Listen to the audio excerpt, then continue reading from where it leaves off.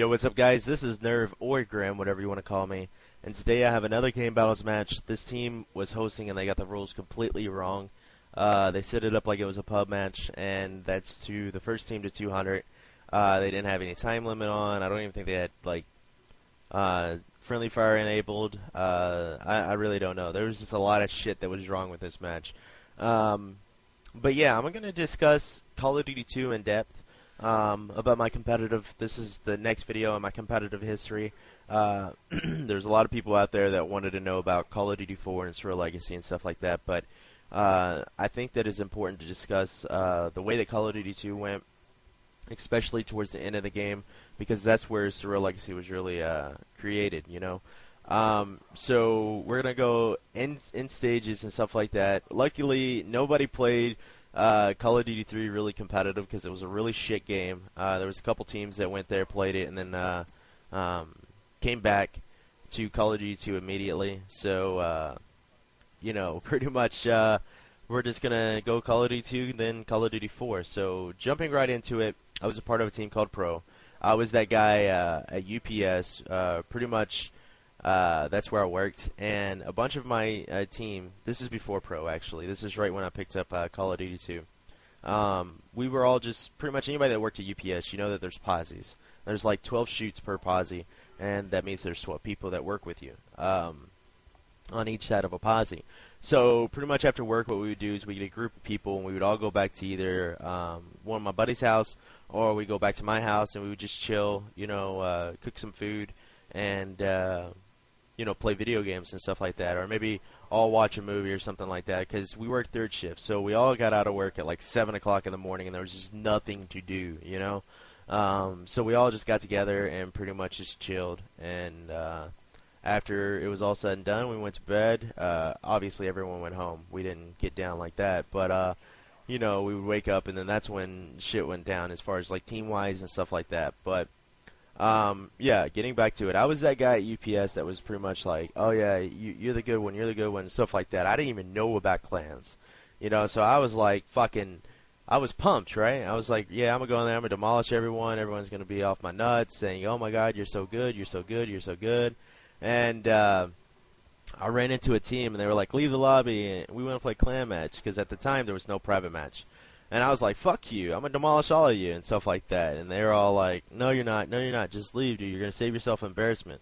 And I'm sitting there, I'm talking shit in front of all my peoples and stuff like that, all my friends, and I got my ass kicked. And needless to say, they were really, really fucking good.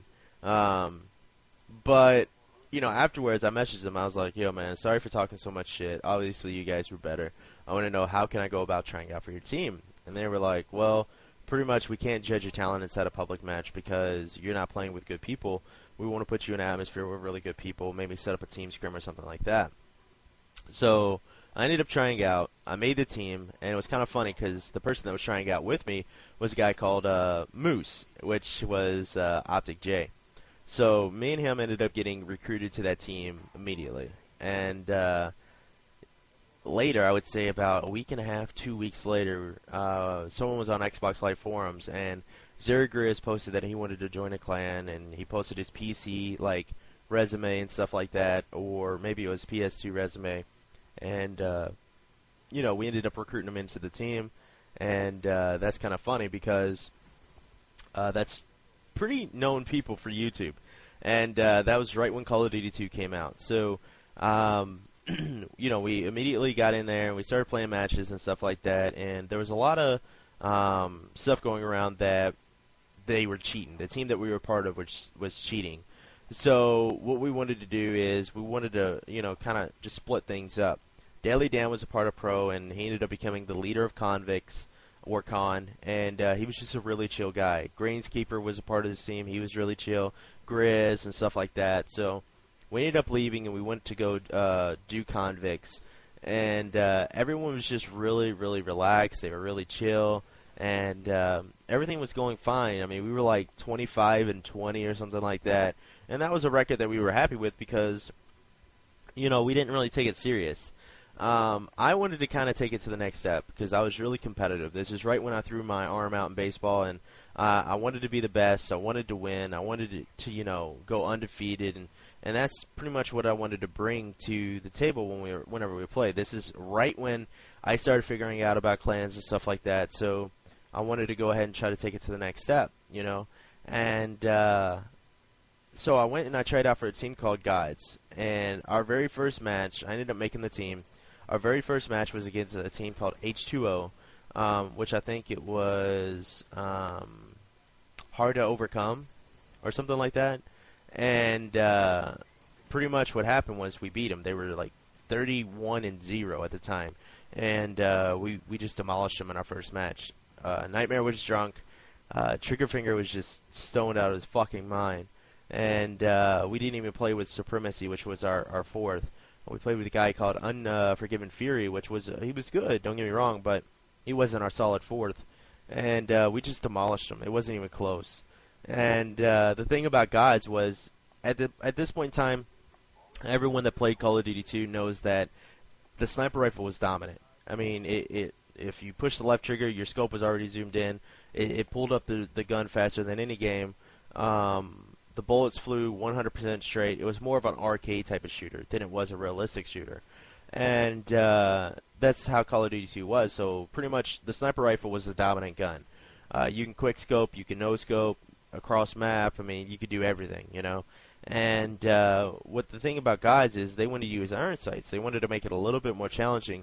And the thing is that everyone wanted American or allies whenever they played because the guns were a little bit easier to use. You had the M1 Garand. This is World War II, so you had the M1 Garand, which versus the bolt action Kar 98K. The M1 fired, I think it was 8 bullets, like a semi-automatic, and the Kar 98K was a bolt action. So if you miss one, you were pretty much dead.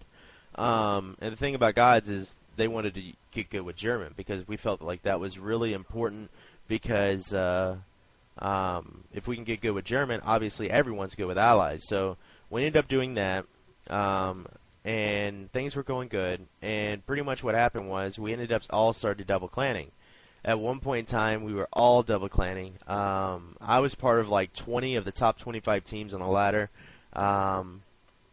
It was just crazy, you know.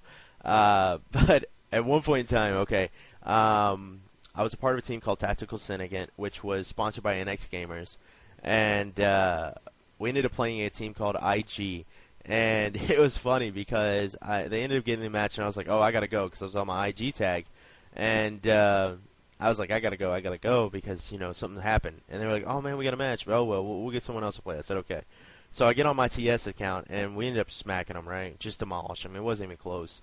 And I get back on my IG account. I was like, sorry, man. I had to run up to the street, man. It was something that was very important. They were like, it's no big deal, man. You just missed a shitty-ass match anyway. So I was like, what do you mean? He was like, this Lone Wolf kick, because that was my gamer tag at the time. I just made up tags that no one else would use, that no one would know that was me, and stuff like that. And they were like, this Lone Wolf guy, he fucking hacked. He could see through walls, and he had auto aim and all this other shit, and I was like, I'm pretty sure he didn't. He was like, how the fuck do you know? Are you there?